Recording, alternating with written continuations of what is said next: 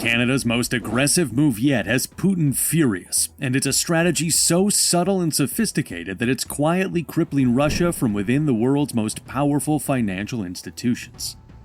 Forget everything you thought you knew about sanctions and economic pressure. This isn't about blocking trade or freezing accounts anymore. This is a new, audacious phase of economic warfare, and Canada is at the tip of the spear. By pioneering a method to seize the profits from Russia's own frozen money and send it directly to Ukraine's war effort, Canada has forced a question the world has been afraid to ask. How far are we truly willing to go to make an aggressor pay? We're witnessing a high-stakes geopolitical chess match where the prize isn't territory, but financial dominance and the very future of international law. Is this the masterstroke that finally cripples Vladimir Putin's ambitions? Or is it a reckless gamble that could shatter the foundations of global finance? A war of attrition meets a shocking new weapon. For the Kremlin, the invasion of Ukraine was never supposed to be just a military campaign.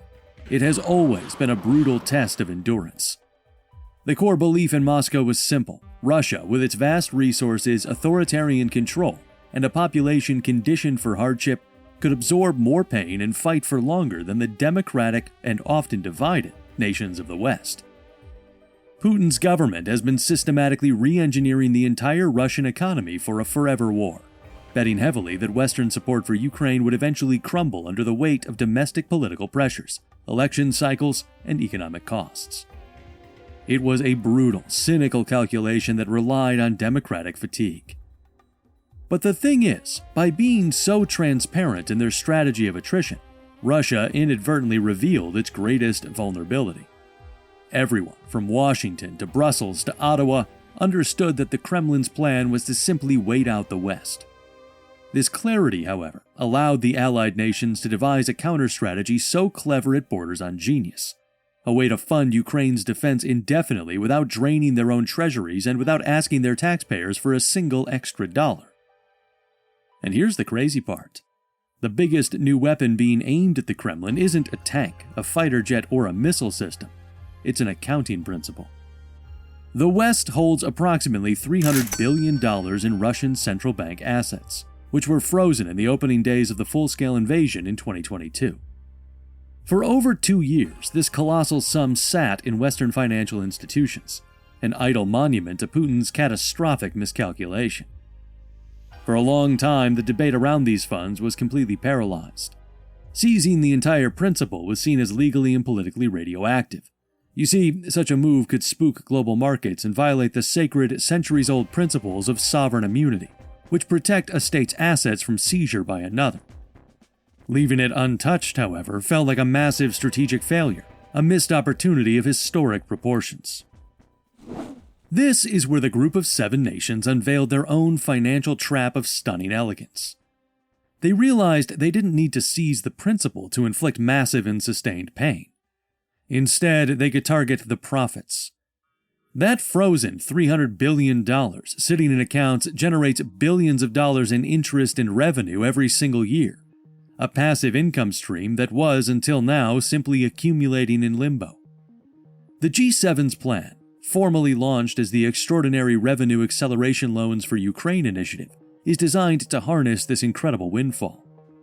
It's really strange, but the plan is a high-stakes financial maneuver designed to turn Russia's own money into the fuel for Ukraine's resistance. The genius of the ERA plan creates a brutal and inescapable paradox for Moscow.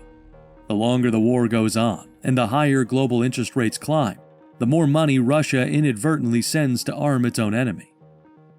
Now, let's talk about a place on the map that isn't a physical location but has become the most important and dangerous battleground in this economic war. The international financial system. It's a complex, interwoven web of reserve currencies like the dollar and the euro, powerful clearinghouses like Euroclear in Belgium, and a dense thicket of legal norms that governs the flow of trillions of dollars around the world every day. It might seem abstract and distant, but in this conflict, it is everything. For a country like Russia, access to this system is a lifeline. It's how they sell their oil and gas on global markets, how they buy essential technology and goods, and how they project financial power far beyond their borders. The freezing of the $300 billion in sovereign assets was like a naval blockade of Russia's most important financial port. It severed their connection to a huge chunk of their national wealth, leaving it stranded in hostile territory.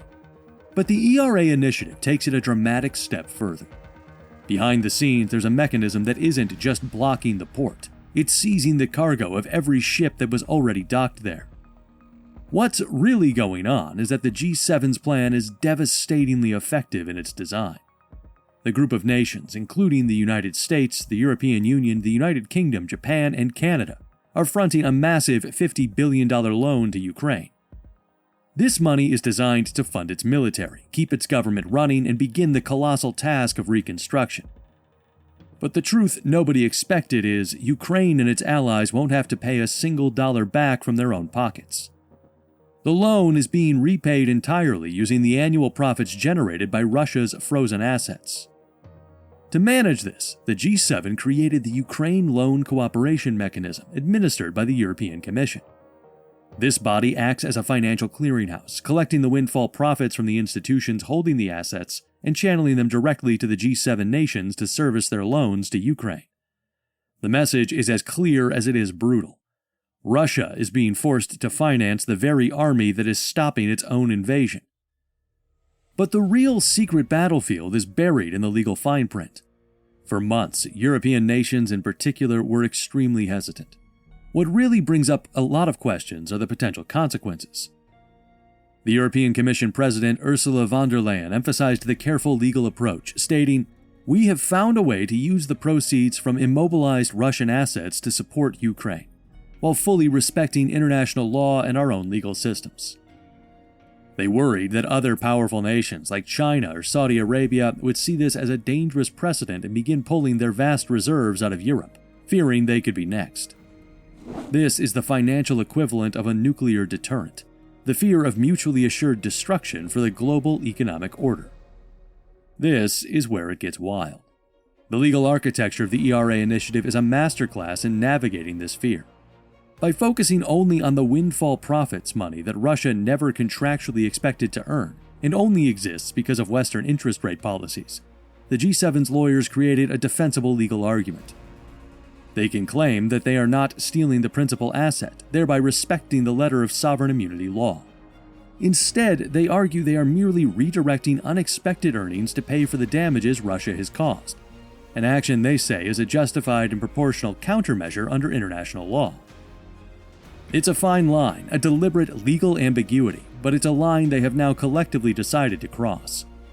This turns the global financial system, once seen as a neutral playing field, into a weaponized arena where the rules are being rewritten in real time. How an ally flipped the game.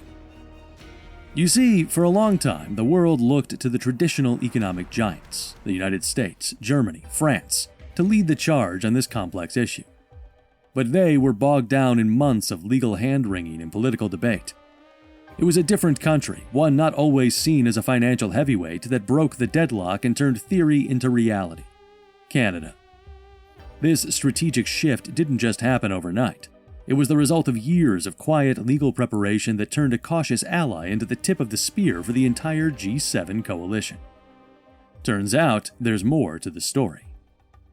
While other nations debated the risks, Canada acted. Long before the ERA initiative was even a formal concept, Canada was building the legal machinery for a new kind of economic war. In a move that went largely unnoticed by the world at the time, the Canadian Parliament radically amended its Special Economic Measures Act in June 2022. This wasn't just a minor tweak, it was a fundamental change that set Canada apart from every single one of its allies. The amendment gave the Canadian government the explicit power not just to freeze, but to outright seize, forfeit, and repurpose the assets of a foreign state implicated in aggression. While other G7 members worried about the sanctity of sovereign immunity, Canada quietly forged a legal cudgel. And if that wasn't enough, this aggressive legal posture was sharpened by further parliamentary proposals. Most notably, Senator Ratna Umidvar's Bill S-278, which sought to give the government even more power to act swiftly without lengthy court proceedings. This forward-thinking legal work meant that when the G7 finally agreed on the profits-only ERA plan, Canada was already locked, loaded, and legally prepared for an even more aggressive step. And then, out of nowhere, in early July 2025, Canada didn't just talk, it acted. It delivered a staggering $1.25 billion directly to the government of Ukraine. This wasn't a loan from Canadian taxpayers or borrowed money. As Ukrainian Prime Minister Denis Shmyhal confirmed, it was the first tangible, large-scale tranche of money sourced directly from the profits of immobilized Russian sovereign assets. This changes everything. That single transfer was the opening salvo, the critical proof of concept that turned a G7 communiqué into a functioning financial pipeline to Kyiv. It demonstrated to a watching world that the plan was real, workable, and already underway. This places Canada in a potent and unique dual role. Publicly, it is a unified G7 partner, carefully adhering to the profits-only model to maintain Allied cohesion. Privately, it holds the unilateral legal authority for full confiscation of the asset principal, the ultimate economic trump card that its allies, for now, still deem too risky. With hundreds of millions in Russian assets frozen domestically, Canada has created a legal blueprint for future escalation, positioning itself as the undisputed pace-setter for the entire coalition. But let's not forget, this financial audacity is not happening in a vacuum. It is backed by a decade of unwavering military and humanitarian support that gives it immense credibility.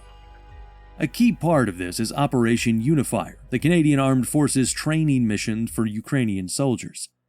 Launched back in 2015 after the first Russian invasion, the mission has trained over 44,000 members of the security forces of Ukraine. It gets even deeper. This isn't basic training. Canadian instructors working in the United Kingdom, Poland, and Latvia have delivered specialized courses in everything from combat engineering for breaching Russian defenses and tactical medicine that saves lives on the front line, to sophisticated leadership development for a new generation of Ukrainian officers. This long-term, on-the-ground investment shows that the financial assault is not an isolated gimmick, but is deeply integrated into a comprehensive, long-term strategy. Canada's actions are not a bluff. They are the calculated moves of a nation that has been all in from the start. So how has Russia reacted to seeing its grand strategy of attrition so brilliantly undermined? Right when things seemed normal for their long war strategy, that's when it hit them. They have responded like a cornered beast, with loud threats, frantic disinformation, and a desperate war of words. Since Moscow cannot physically stop this financial mechanism, it has resorted to a campaign of what can only be described as asymmetric bluster. Kremlin officials, including the fiery Foreign Ministry spokeswoman Maria Zakharova, have promised extremely painful retaliation, painting the G7's actions as pure theft. But what nobody talks about is the profound hollowness of these threats. The Kremlin remains strategically and conspicuously silent on the G7's actual implemented policy, the Extraordinary Revenue Acceleration Loan Initiative. Why this deafening silence? Because it's an argument they can't win. Their silence on the sophisticated policy that is actually hurting them is a tacit admission that they have been completely and utterly outmaneuvered. Lacking a real response, Russia fights a fierce information war to divide its enemies. But their military planners now face a terrible new question. How can we possibly win a war of attrition when we are paying for both sides? The fuse is lit. Let us know.